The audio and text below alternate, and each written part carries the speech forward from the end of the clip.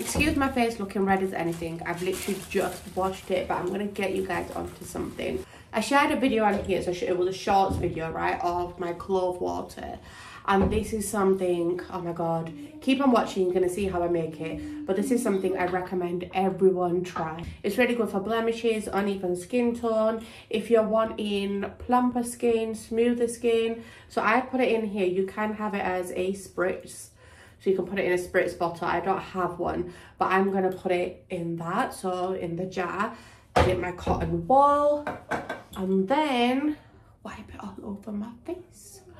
So wipe it all over, and this will act as my toner. Now if you do have any breakouts, I've got this and this here. The dots for spots is what I use, and that is amazing for that. But if you don't want to use that, just get yourself a bit of tea tree oil, okay?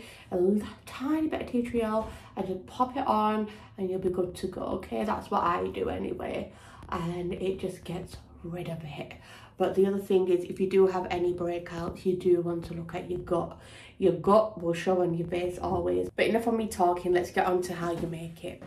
Okay, grab yourself a cup or a pan. I've got myself a little jar. Okay, it's 150 ml.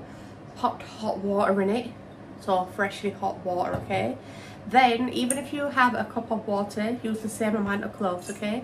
I'm going to take about 10 cloves. Pop that in there. You're literally going to leave, you can either leave it in the pan, boil it, simmer it, and then switch it off, turn it off, and just let it cool down. Or you can do it this way. I'm doing it this way. It's the same thing. I've done it both ways, same thing, it works.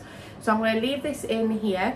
I'm going to add a bit of vitamin E oil. I haven't got exact measurements for that, but I just add a bit because I'm going to also add some other ingredients. Seems like I've nearly finished my vitamin E.